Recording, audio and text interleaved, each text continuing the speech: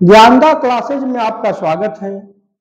आज मैं आप लोगों को हिंदी व्याकरण के टॉपिक वाक्य को लिए हैं और वाक्य में हम आपको बताने जा रहे हैं कि वाक्य किसे कहते हैं, वाक्य के कितने अंग हैं, वाक्य कितने प्रकार के होते हैं।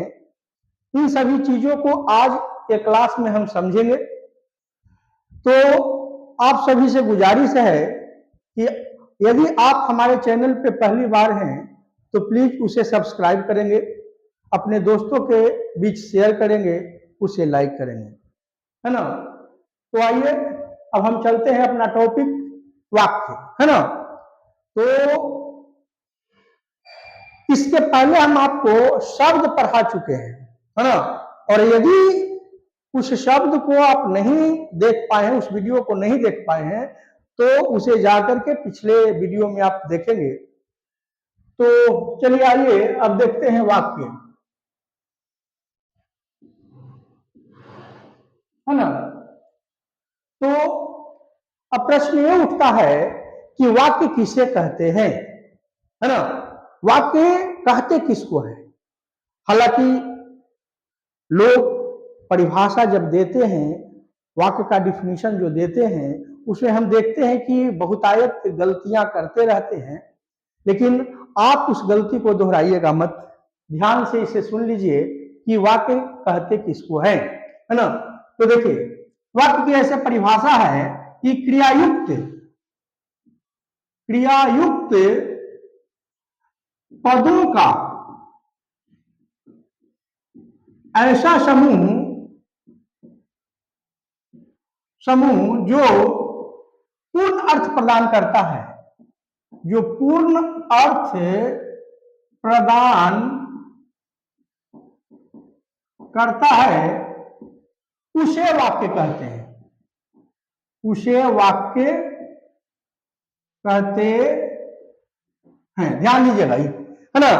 ये वाक्य का डिफिनेशन हुआ कि वाक्य कहते हैं किसको।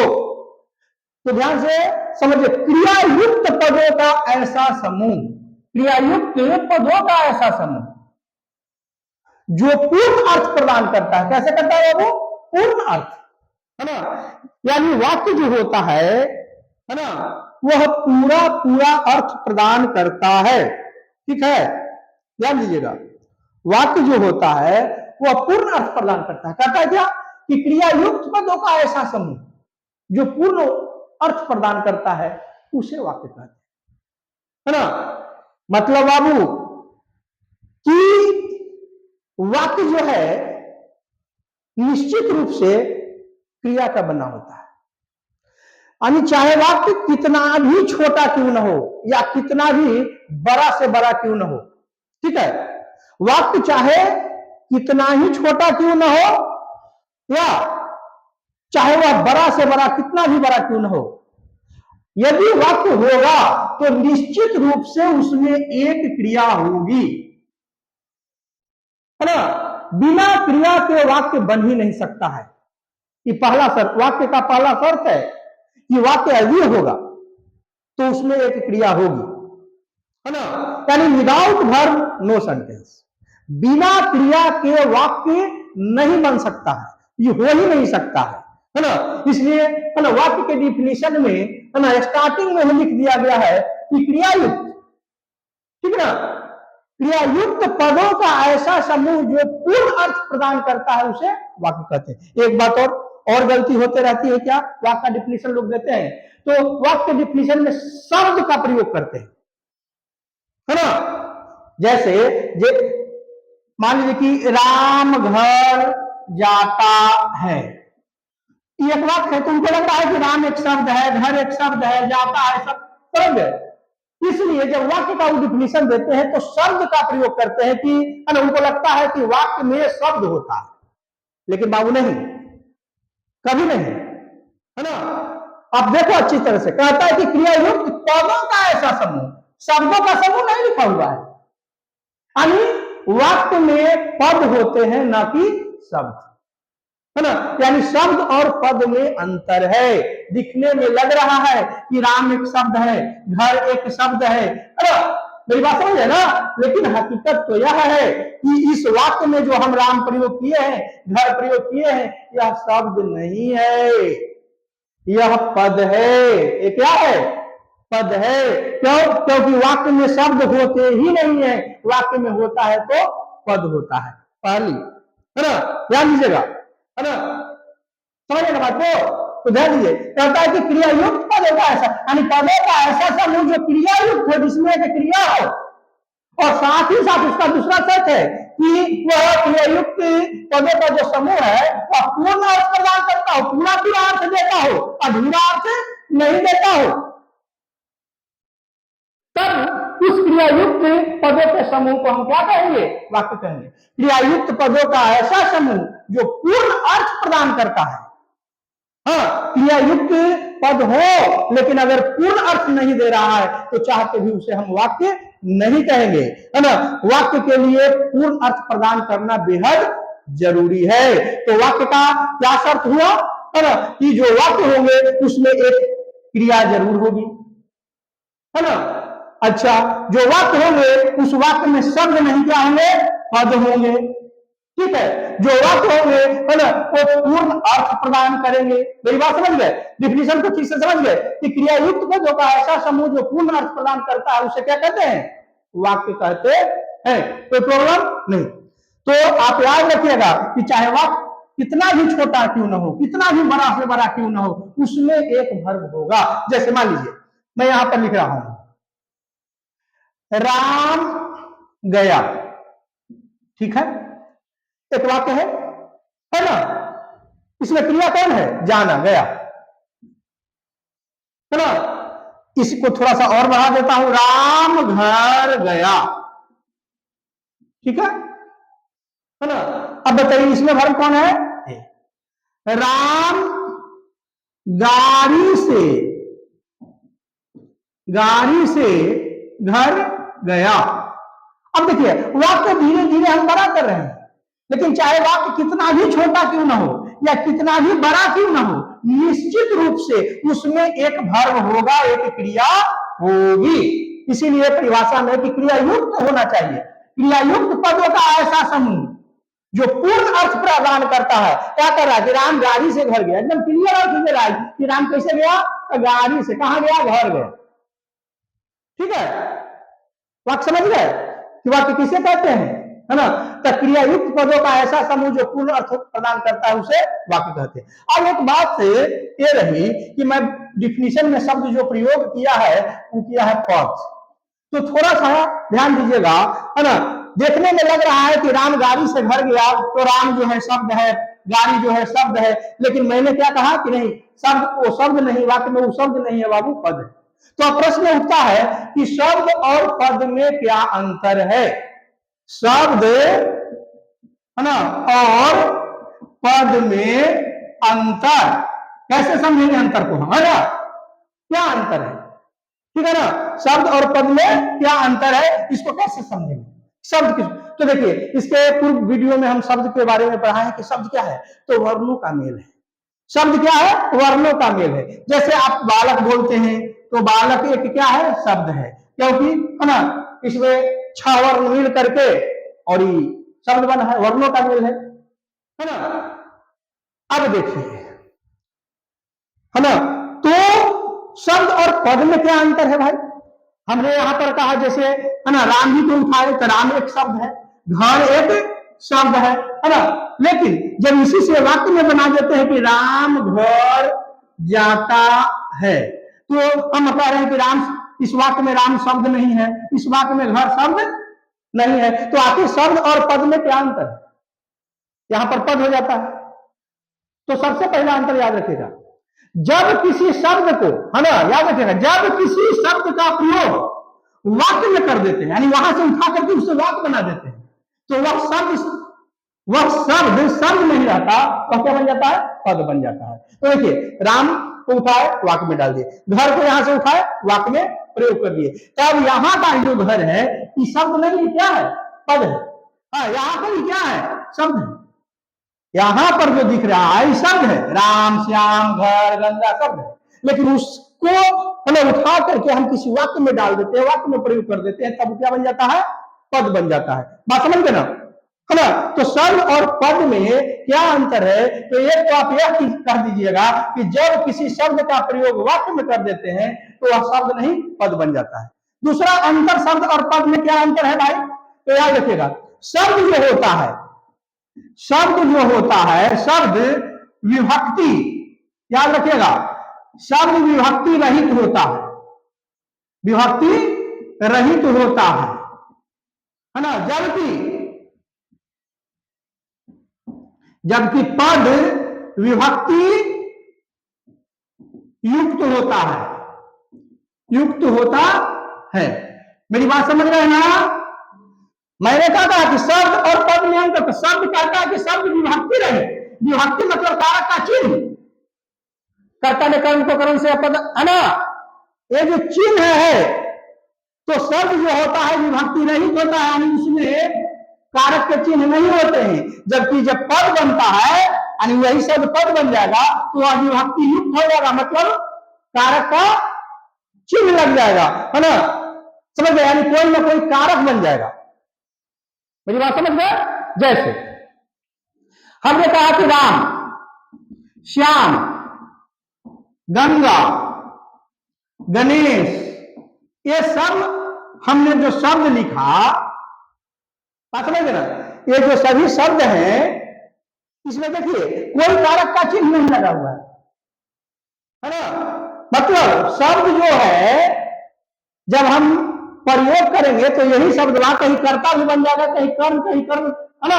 जो कारक का चिन्ह इससे जुड़ेगा वो कारक बन जाएगा। ठीक है? जैसे अगर हम इस वाक्य, है ना, इससे वाक्य बनाते हैं, राम को उठाते हैं यहां से, और राम का प्रयोग कर देते हैं, कहा भाई कि राम ने रोटी खाई। अब देखिए, अब राम के जस्ट बाद कारक का चिन्ह कौन है? ने, कर्ता ने, है ना? यानी यहां पर जो राम हुआ, है ना, अब वो शब्द नहीं, क्योंकि इसके साथ कारक का चिन्ह लग गया ने। मेरी बात समझ रहे ना? इसलिए यह राम जो है यहां पर पद हो गया। ठीक ना?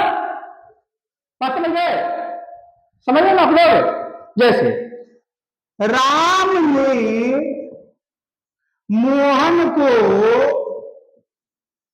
मारा। अब समझिए, है ना? अब यहां पर राम ने लगा हुआ है, मोहन को, है ना, देखिए कारक, समझ गए ना? तो शब्द और पद में अंतर यह है कि शब्द विभक्ति रहित होता है, उसमें कारक का कोई चिन्ह नहीं, जबकि पद विभक्ति युक्त होता है, यानी कोई ना कोई वाक्य में प्रयोग करते हैं तो कारक बन जाता है, कोई ना कोई उसमें विभक्ति कारक का चिन्ह लग जाता है। बात समझ गए? समझ गए, है ना? अब ध्यान दीजिएगा, क्योंकि जब कभी और लेना होगा डीपली क्लास तो हम उसमें क्लियर करके और बता देंगे, पहले आप इतना ही से काम चलाइए, है ना? शब्द जो है विभक्ति रहित होता है, जबकि पद विभक्ति युक्त होता है। बात समझ गए ना? अंतर। अब आगे आइए,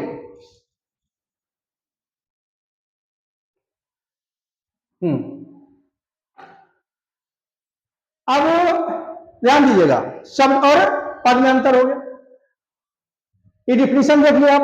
अब हम लोग चलते हैं क्या भाई, है ना, वाक्य के अंग पर। वाक्य के अंग, ध्यान दीजिएगा, वाक्य के अंग, है ना? कि वाक्य के कितने अंग होते हैं? तो हम कह सकते हैं कि जिस प्रकार से ये मानव शरीर है, मानव शरीर मुख्यतः दो अंगों से मिलकर बना हुआ है। गर्दन से ऊपर का भाग सर और गर्दन से नीचे का भाग धड़, यानी सर और धड़। ठीक उसी तरह से वाक्य रूपी शरीर जो है वह दो अंगों से मिलकर बना हुआ है, यानी वाक्य के भी दो अंग होते हैं। मेरी बात समझ रहे हैं ना, है ना। ध्यान दीजिएगा, अगर कोई पूछता है कि वाक्य के कितने अंग हैं, तो कहेंगे कि वाक्य के 2 अंग है ना। वाक्य के 2 अंग, यानी चाहे वाक्य कितना भी छोटा क्यों ना हो, चाहे कितना भी बड़ा क्यों नहीं हो, है ना, वो 2 अंगों पे ही बना होता है। ठीक है, यानी वाक्य के 2 अंग होते हैं। ध्यान से चलिएगा, ध्यान से दीजिएगा, है ना। तो पहला होता है उद्देश्य। पहला क्या है? उद्देश्य। और वाक्य का दूसरा अंग जिसे हम कहते हैं विधेय। विधेय, ठीक है ना। उद्देश्य, पहला उद्देश्य और दूसरा विधेय। बाबू, है ना। अब अगर थोड़ा सा अंग्रेजी ग्रामर पर चलिएगा तो वहां पर भी सेंटेंस के जो अंग देखिएगा वो 2 ही होते हैं, है ना। उद्देश्य, इसको अंग्रेजी में कहता है सब्जेक्ट, है ना। इसको अंग्रेजी में क्या कहता है? सब्जेक्ट। उद्देश्य को क्या कहते हैं? सब्जेक्ट। और विधेय को कहते हैं कि अंग्रेजी में प्रेडिकेट। प्रेडिकेट, बात समझ ना, यानी उद्देश्य अनुसार। अच्छा एक बात और, आप सब्जेक्ट जब बोलते हो, सब्जेक्ट, है ना, तो अंग्रेजी में सब्जेक्ट होगी कर्ता। सब्जेक्ट किसको कहा जाता है? कर्ता को। कहते हो ना बाबू, क्या कहते हो? कर्ता। देखो क्लियर समझने की कोशिश करना, है ना। तो उद्देश्य, उद्देश्य को कहा जाता है अंग्रेजी में सब्जेक्ट। सब्जेक्ट मीन्स क्या भाई? कर्ता। कर्ता। तो इसको आप सीधे समझ लो कि उद्देश्य को हम क्या कहते हैं? कर्ता कहते हैं। उद्देश्य को क्या कहते हैं? कर्ता। यानी वाक्य में जो कर्ता है वही क्या है? उद्देश्य है। कोई भी, जैसे आप यहां पर लिखते हो कि राम किताब पढ़ता है, ठीक है, राम किताब पढ़ता है, ध्यान देना सब, है ना। तो यहां पर राम क्या है ना, कौन किताब पढ़ता है? राम। तो राम आप कोई बताओगे कि करता है, तो जो करता हुआ वही है उद्देश्य, है ना।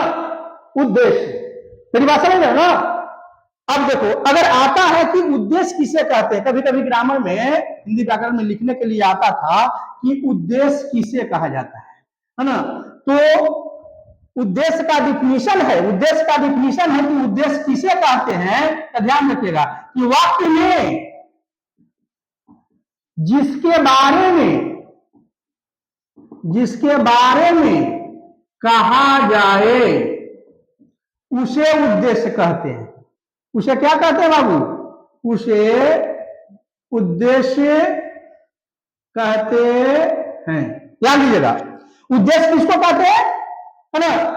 वाक्य के 2 अंग है ना, तो ये दोनों अंग वाक्य में ना होगा। तो वाक्य में जिसके बारे में कहा जाए, साफ बोल रहा है कि जिसके बारे में कहा जाए वाक्य में, तो जिसके बारे में कहा जा रहा है वही उद्देश्य कहलाएगा, है ना। जैसे अगर यहां पर हम लिख दिए कि राम पत्र पढ़ता है। अब इस वाक्य को देखो अच्छी तरह से, इस राम पत्र पढ़ता है एक वाक्य है, इस वाक्य में किसके बारे में कहा जा रहा है? तो राम के बारे में। क्या कहा जा रहा है भाई? कि पत्र पढ़ता है। तो वाक्य में जिसके बारे में कहा जा रहा है उसे उद्देश्य कहते हैं। तो राम यहां क्या हुआ? उद्देश्य। दूसरे शब्दों में, कर्ता कर्म करण अगर पहचानना तुम जानते हो तो राम पत्र पढ़ता है, इस वाक्य में राम क्या है? तो कहते तो सीधे राम करता है।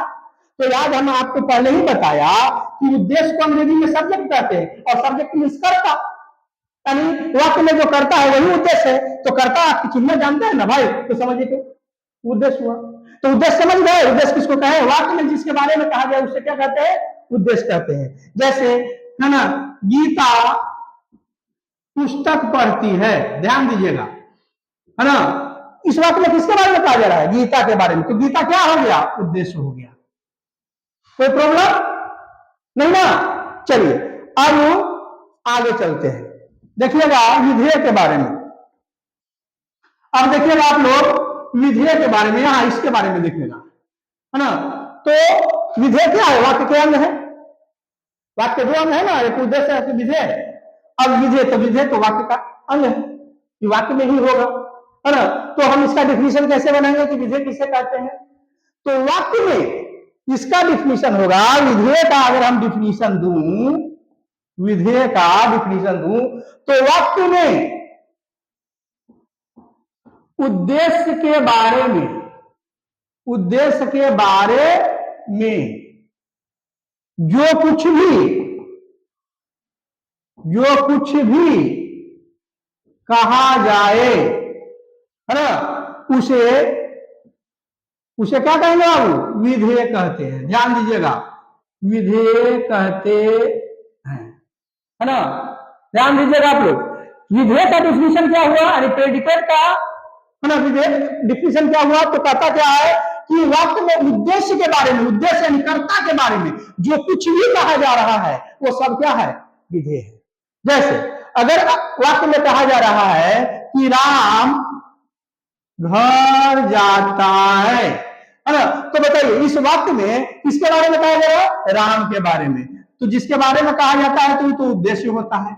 अब विधेय का डिफिनेशन क्या दे रहा है कि वाक्य में उद्देश्य के बारे में, यानी राम के बारे में जो कुछ भी कहा जा रहा है, देखो यहाँ पे तो राम के बारे में कहा जा रहा है कि घर जाता है ना। उद्देश्य के बारे में क्या कहा जा रहा है? कि घर जाता है, तो घर जाता है यही हो गया विधेय। नहीं समझे बाबू? यही हो गया विधेय।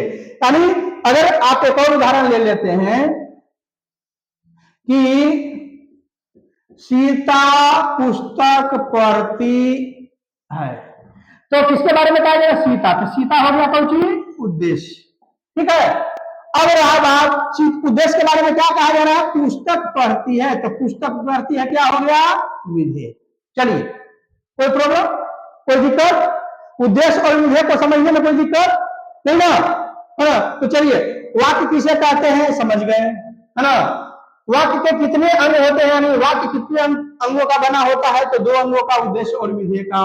उद्देश्य किसको कहे? तो वाक्य में जिसके बारे में कहा जाए उसे उद्देश्य कहते हैं।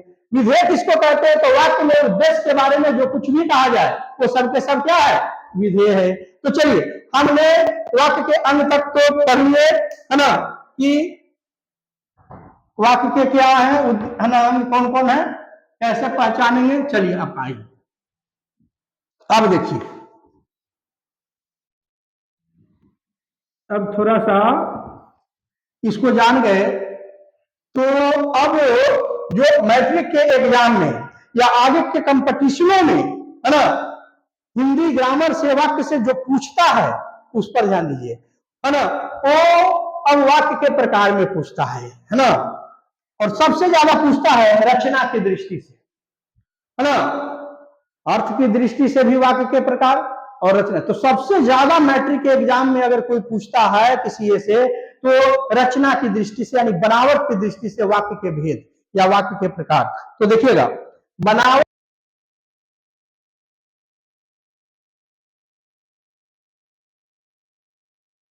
अब बहुत जल्दी आप लोग समझ जाइएगा इसको, है ना। ये वाक्य किसकी दृष्टि से वाक्य है ना? तो रचना की दृष्टि से या बनावट की दृष्टि से, समझ गए ना। लिख देते हैं रचना,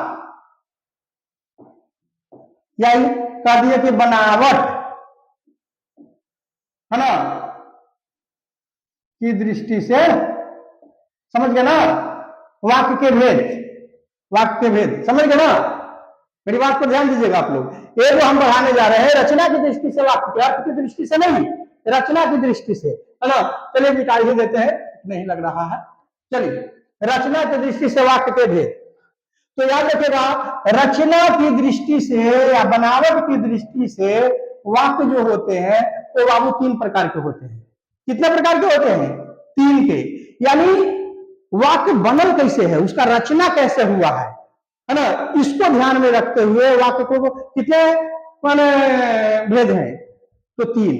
सबसे पहले है सरल वाक्य, सरल वाक्य, ठीक है बाबू।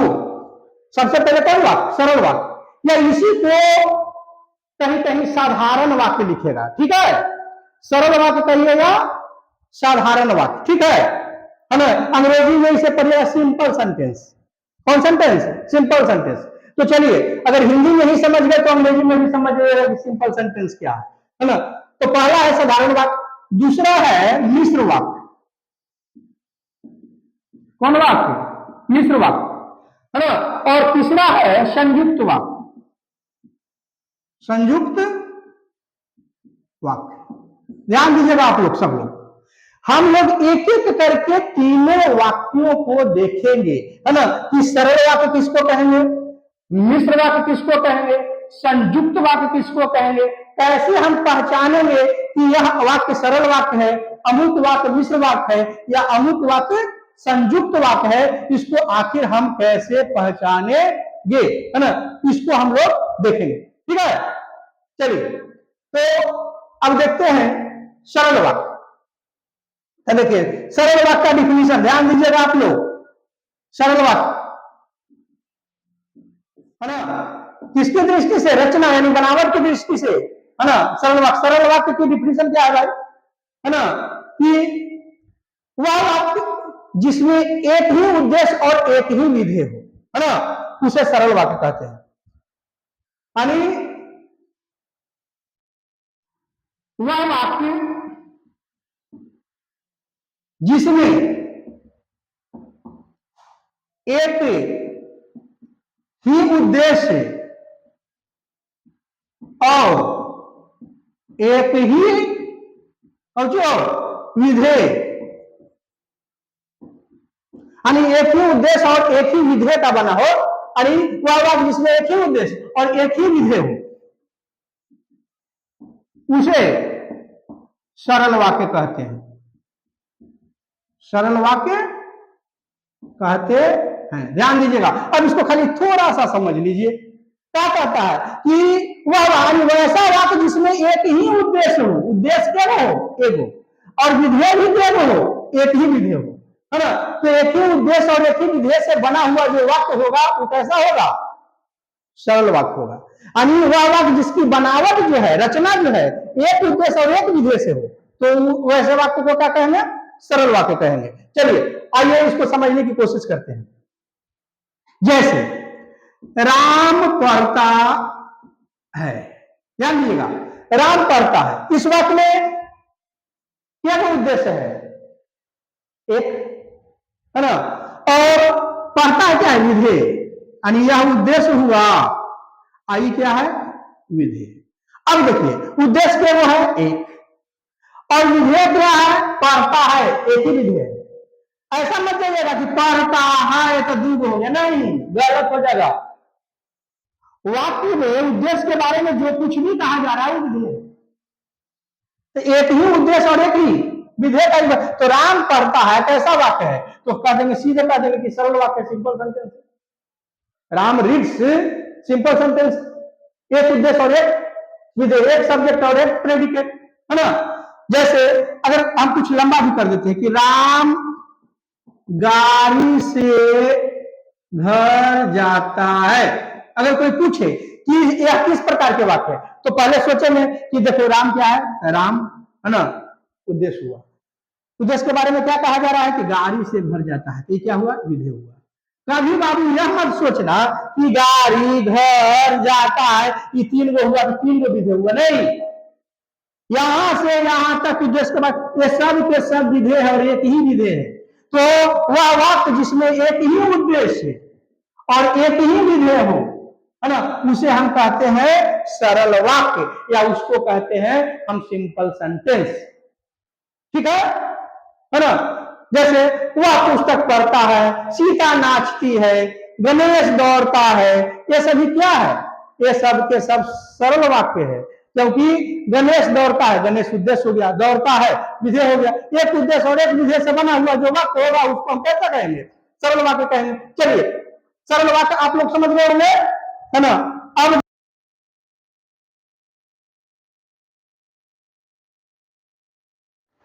अब अगला है मिश्र वाक्य, जरा इसको ध्यान से समझिएगा, है ना, ज्यादा समझाने के फेर में वीडियो बड़ा हो जाता है, इसलिए कोशिश हमारी यह है कि थोड़ा कम में समझा के, है ना, देखते हैं, आप अगर समझ जाते हैं तो सही। चलिए देखिए दूसरा, देखिए मिश्र वाक्य समझने की कोशिश कीजिएगा। मिश्र वाक्य जैसा कि नाम से ही स्पष्ट है, मिश्र, मिश्र माने मिला हुआ, मिश्र माने मिला हुआ। अब क्या मिला हुआ है ये पता नहीं है, लेकिन तय है कि ऐसा वाक्य होगा जिसमें कुछ ना कुछ मिला हुआ होगा। तो इसके डिफिनीशन से देखते हैं कि क्या मिला हुआ है, ये किसका मिश्रण है ये वाक्य। तो मिश्र वाक्य किसको कहेंगे? तो कहता है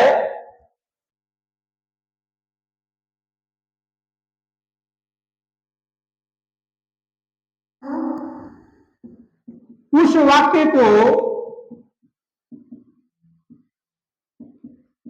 कहते हैं जिसमें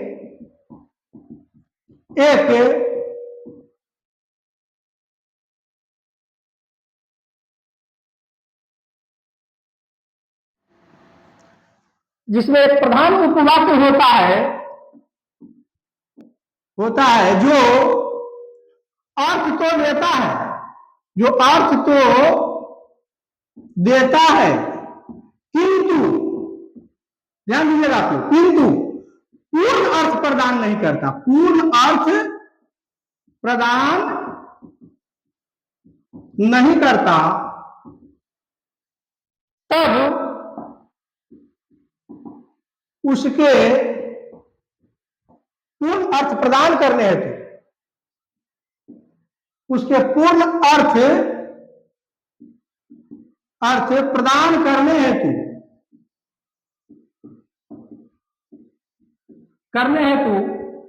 एक सहायक उपवाक्य आता है। सहायक उपवाक्य आता है जो उसके अर्थ को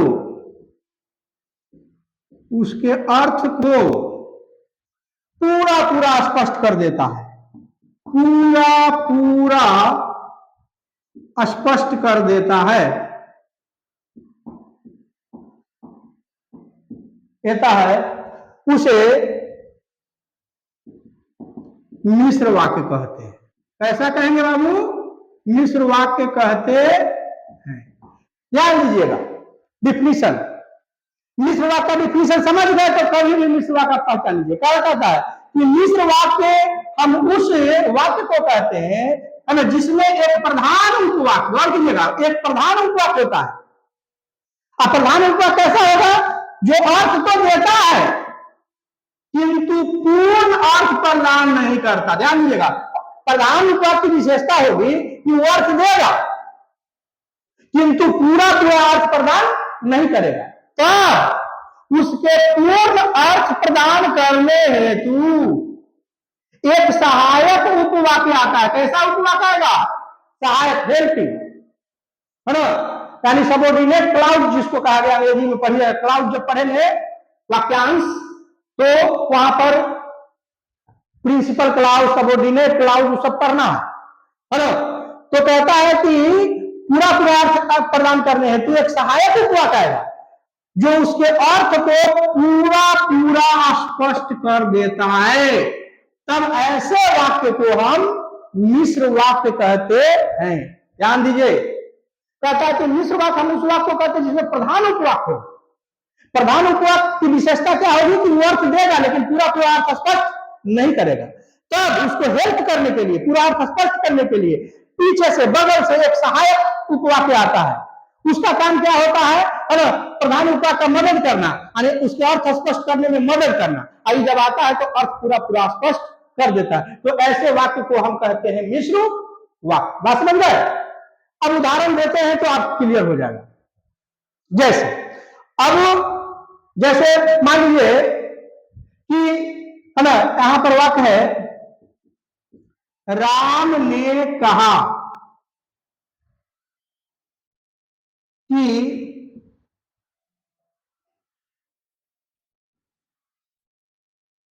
कि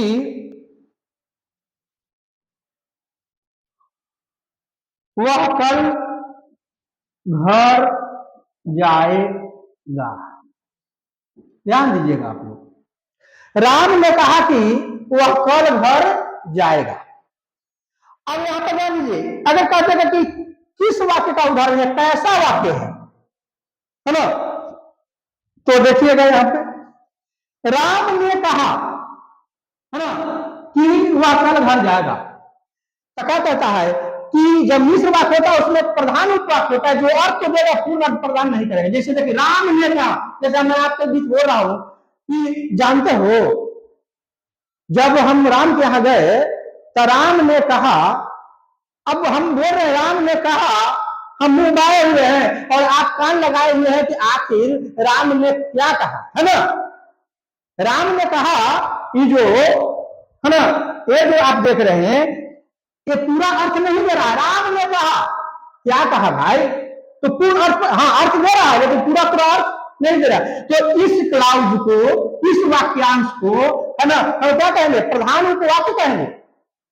ये प्रिंसिपल क्लाउज है ना, प्रधान उपवाक्य कहेंगे। अर्थ तो दे रहा है लेकिन पूरा पूरा अर्थ नहीं दे रहा। तो उसकी सहायता है, तुम बगल से एक आता है कैसा वाक्य, सहायक उपवाक्य, है ना, जो इसके अर्थ को पूरा पूरा क्या कर देता है, स्पष्ट कर देता है। यानी राम ने कहा यहाँ प्रधान उपवाक्य है, इसकी सहायता करने के लिए बगल से आया एक सहायक उपवाक्य जो इसके अर्थ को पूरा पूरा क्या कर दे रहा है, स्पष्ट।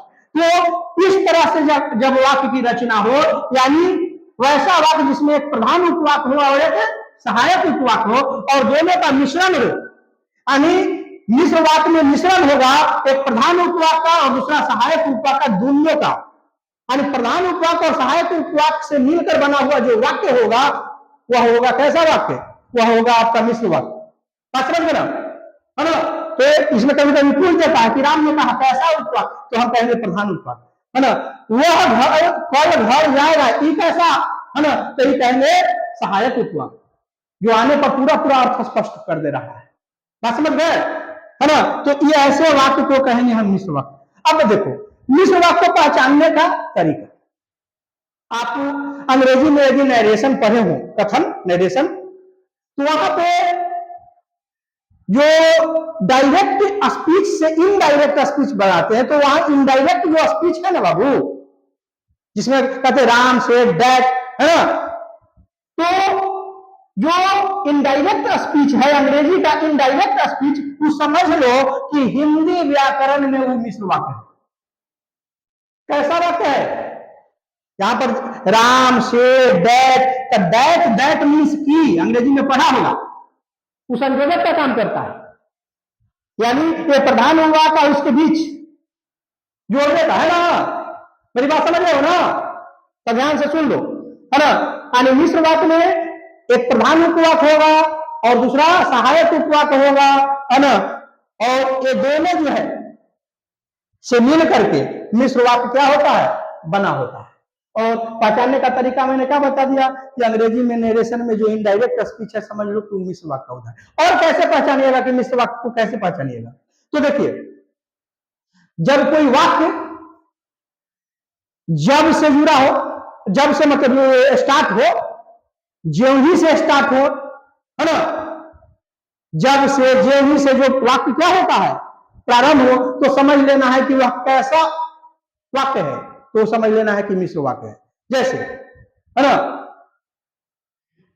जैसे मान लीजिए कहता है कि ज्यों ही राम आया, तो ज्यों ही राम आया तो क्या हुआ, अर्थ स्पष्ट हो रहा है नहीं, तो यानी ये प्रधान उपवाक्य है। ज्यों ही राम आया त्यों ही गणेश चला गया, एक वाक्य हो गया। तो जो वाक्य ज्यों ही से स्टार्ट हो, जब से स्टार्ट हो, है ना, तो समझ लेना है कि वो कैसा वाक्य है, मिश्र वाक्य है। जब तुम घर आओगे तब मैं पटना जाऊंगा, तो जब तुम घर आओगे, अर्थ तो दे रहा है लेकिन पूरा पूरा स्पष्ट कि जब तू घर आएगा तो क्या होगा, तो कह रहा है कि तब मैं पटना जाऊंगा, पूरा अर्थ दे रहा है। तो जो वाक्य जब से या ज्यों ही से स्टार्ट हो तो वह मिश्र वाक्य, ऐसे पहचानिए। या है ना, जिस जो वाक्य अंग्रेजी में इनडायरेक्ट स्पीच है, उसका जो हिंदी में जो वाक्य होगा वह मिश्र वाक्य होगा। चलिए अब आप समझ गए, ठीक है। अरे मिश्र वाक्य किसका किसका मिश्रण होगा, एक प्रधान उपवाक्य और दूसरा सहायक उपवाक्य का मिश्रण होगा। चलिए इतना बहुत हो गया, अब आगे देखते हैं। चलिए अगला जो बचा हुआ है बाबू, जो आप लोगों के लिए पूछता है बार बार, है ना, वो क्या है, वो है संयुक्त वाक्य। कौन है, संयुक्त वाक्य। इसको भी जल्दी जल्दी जरा समझने की कोशिश करते हैं, ठीक है। संयुक्त वाक्य देखिएगा, तीसरा आपका है संयुक्त वाक्य। इसको समझने की कोशिश कीजिएगा कि संयुक्त वाक्य किसको कहते हैं, है ना। तो ध्यान दीजिएगा,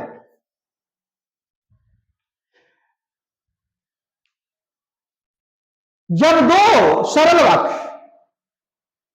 ये पहले समझिए, इनमें संयुक्त होगा, संयुक्त माने ये भी जुड़ा हुआ होगा, लेकिन क्या जुड़ा हुआ होगा इसके डिफिनेशन से पता चलेगा, ठीक है। तो कहेंगे कि जब दो सरल वाक्य या दो मिश्र वाक्य या एक सरल वाक्य और एक मिश्र वाक्य और से, किंतु से, परंतु से, इसलिए, है ना, इन सभी संयोजकों से जुड़ा हुआ हो, तब उस वाक्य को हम कहेंगे संयुक्त वाक्य। यानी संयुक्त वाक्य में दो सरल वाक्य या दो मिश्र वाक्य या एक सरल वाक्य और एक मिश्र वाक्य किस संयोजक से जुड़ा होगा, तो और से, किससे, ध्यान दीजिएगा, और से, किंतु से, परंतु से या इसलिए, इन सभी संयोजक, संयोजक मीन्स जोड़ने वाला, कंजक्शन, है ना, जो दो शब्द या दो वाक्यों को जोड़ता है, कंजक्शन है ना। तो अरे कहता है कि संयुक्त वाक्य में क्या होगा, तो संयुक्त वाक्य में दो वाक्य होगा, या तो ये दोनों के दोनों वाक्य सरल वाक्य होंगे, ठीक है, या ये दोनों के दोनों वाक्य मिश्र वाक्य होंगे, इधर भी मिश्र वाक्य, या तो दोनों के दोनों वाक्यों में एक वाक्य सरल होगा तो दूसरा मिश्र होगा। मेरी बात समझ रहे ना बाबू। और जब दो सरल वाक्य या दो मिश्र वाक्य या एक सरल और एक मिश्र वाक्य किस किस संयोजक से, और से, किंतु से, परंतु से या इसलिए, जो संयोजक है इससे जुड़ा हो, यानी इनको अगर जोड़ने वाला और हो या किंतु परंतु, इसको जोड़ने वाला और किंतु परंतु, समझ रहे ना, तो इससे जुड़ा हो तो उस वाक्य को कहा जाता है कौन वाक्य, संयुक्त वाक्य। समझ गए। अब जरा इसको उदाहरण से समझने की कोशिश कीजिएगा, उदाहरण से हम समझते हैं, आप अच्छी तरह से समझ जाइएगा। जैसे कहें हम कि जब दो सरल वाक्य, तो आप बताइए, हम यहां पर राम आया, चलिए अब अपने बताइए एक ऐसा वाक्य है, सरल वाक्य है, क्योंकि इस वाक्य में एक ही उद्देश्य और एक ही विधेय है, सरल वाक्य है। अब देखिए मैं दूसरा वाक्य लिख रहा हूं, मोहन गया, ये भी कैसा वाक्य है ना, बोलिए, सरल वाक्य है। तो दो सरल वाक्य है ना। अब देखिए ये दोनों सरल वाक्य, मान लीजिए कि कोई इसमें से कोई एक संयोजक से जुड़ा हुआ, जैसे और से। अब देखिए, अब इसको पढ़िए, हम फुल स्टॉप वहां लगा दें, राम आया और मोहन गया। और ये जो एक वाक्य बना, इसमें एक सरल वाक्य है और है ना, दूसरा भी सरल वाक्य है, और दोनों सरल वाक्य से जुड़ा हुआ है और संयोजक से। तो ये जो वाक्य बना राम आया और मोहन गया, यह किस वाक्य का उदाहरण है, तो इसको कहेंगे संयुक्त वाक्य। बात समझ में आ गई। यानी जब दो सरल वाक्य और से, किंतु परंतु इसमें से, है ना। दूसरा मान लीजिए कि एक सरल वाक्य और एक मिश्र वाक्य, ठीक है। जैसे अगर हम यहां लिखूं कि राम ने कहा कि मैं, ध्यान दीजिएगा, मैं घर जाऊंगा। अगर मैं ऐसे ही वाक्य पूछा और पूछ दिया आपसे कि बताओ ये कैसा वाक्य है, तो आप बोलिएगा राम ने कहा कि, यही देख करके समझ राम ने कहा, ये तो प्रधान उपवाक्य है, ऐसा है वाक्य। अरे ऐसे भी देख रहे हैं कि इनडायरेक्ट स्पीच है अंग्रेजी के अनुसार, तो सीधे कहिएगा कि जी ये मिश्र वाक्य है ना। अब दूसरा लिखे, हमें यहां दूसरा देखिए, वह नहीं गया। अगर इससे पूछूं कि बताओ यही खाली रहेगा कि कैसा वाक्य, तो कहिएगा कि सरल वाक्य। भाई तो इसमें उद्देश्य वह हुआ, और उसके बारे में क्या कहा है कि नहीं गया, वो विधेय हो गया, तो ये सरल वाक्य हुआ। चलिए अब देखिए, एगो मिश्र वाक्य और एगो सरल वाक्य, लेकिन ये दोनों मान लो कि इनमें से कोई एगो संयोजक उठाते हैं, है ना। जैसे राम ने कहा कि मैं घर जाऊंगा किंतु वह नहीं गया। अब सोचिए, और एक वाक्य बन गया। तो वाक्य की बनावट किससे हुआ है? एक मिश्र वाक्य से हुआ है और एक सरल वाक्य से हुआ है। तो वह वाक्य जिसमें एक सरल वाक्य, है ना, सरल वाक्य, बाबू सरल वाक्य, और दूसरा कौन सी? मिश्र वाक्य। तो वह वाक्य जिसमें, है ना, एक सरल वाक्य और एक मिश्र वाक्य, है ना, से मिलकर अगर बना हो तो उसको क्या कहिएगा? संयुक्त वाक्य। डिफिनेशन में आप बोल चुके हैं ना कि जब दो सरल वाक्य या दो मिश्र वाक्य या एक सरल वाक्य और एक मिश्र वाक्य और से, किंतु से, परंतु, इसलिए आदि संयोजक से क्या होता है? जुड़ा होता है, तो वैसे वाक्य को हम संयुक्त वाक्य कहते हैं। ठीक है, बात समझ गए? किसी को कोई प्रॉब्लम नहीं ना? हाँ, अब रही बात, आपको जो एग्जाम में पूछता है ना बाबू, कभी कभी तो आपको, है ना, डिफिनेशन पूछ देता है बनावट की दृष्टि से। तो ये जो पढ़े आप, ये बनावट की दृष्टि से है, बनावट की दृष्टि से याद रखिएगा, बनावट की दृष्टि, बनावट बने, है ना, रचना, रचना की दृष्टि से हम लोग पढ़े हैं, अर्थ की दृष्टि से नहीं पढ़े। और इस सबसे ज्यादा आपसे पूछता है। और पूछता क्या है? कभी कभी आपको एक वाक्य दे देगा, सरल वाक्य दे देगा, कह देगा कि इसको मिश्र वाक्य में बदलो, मिश्र वाक्य दे देगा, कह देगा कि इसको संयुक्त वाक्य में बदलो, या मिश्र वाक्य दे देगा, कह देगा कि इसे सरल वाक्य में बदलो, है ना। तो अगली बार इस पर वाक्य पर जो हम वीडियो बनाएंगे आपका, है ना, उसमें हम क्वेश्चन आंसर की तरह करवाएंगे, है ना। लेकिन हमारे साथ प्रॉब्लम बाबू यह होगा कि हमारे पास, है ना, डिजिटल बोर्ड तो है नहीं कि एक बार क्वेश्चन को लोड कर दिया और आपको समझा रहे हैं। हम इसी पर कोशिश करेंगे क्वेश्चन उतार करके आपको समझाने की, फिर जो है ना उसको आगे और क्वेश्चन फिर लिख लिख के बना करके और आपको समझाने की, है ना। तो हमको तो कुछ मेहनत जरूर लगेगा, लेकिन आप लोग सहयोग कीजिएगा पहले, इसीलिए मैंने आपको पहले आप समझा दिया। और अभी कुछ दिन, 2-4-5 दिन तक मैं वीडियो नहीं बनाया था, इसके पीछे कारण यह था कि मेरी तबीयत जो है सही नहीं थी, लिखने में थोड़ी सी दिक्कत हो रही थी, है ना, और आज भी दिक्कत हो ही रहा है ना। लेकिन फिर भी हमको लगा कि बहुत दिन हो गया है बच्चे लोग को दिए हुए, है ना, कुछ वीडियो नहीं गया है, तो ये बना दी। तो मैं समझता हूं कि आप समझ गए होंगे, है ना, कुछ फास्ट करना रहता है ऑनलाइन ए में, है ना। तो आप समझ गए होंगे पूरी तरह से। आप देखिएगा, अगर दिक्कत होगी तो आप, है ना, कमेंट में लिखिएगा, फिर जैसा होगा हम उस पर करेंगे। लेकिन इसके बाद अब आपको इस पर क्वेश्चन आंसर कराने की कोशिश करेंगे, ताकि आप सरल को मिश्र में, मिश्र को, है ना, संयुक्त में, या फिर उसको सरल में बदल पाते हैं कि नहीं, या फिर जो मैट्रिक में जिस तरह के क्वेश्चन आते हैं, कंपटीशन में जैसा क्वेश्चन आता है, वो करने की कोशिश करेंगे। और इसके साथ ही आज का क्लास जो है हम स्थगित करते हैं, किंतु, है ना, आपसे मेरी गुजारिश है कि यदि, है ना, आप मेरे चैनल को सब्सक्राइब नहीं किए हैं तो प्लीज उसे सब्सक्राइब करें, अपने दोस्तों के बीच, है ना, शेयर करें, लाइक करें। तो इन्हीं शब्दों के साथ धन्यवाद।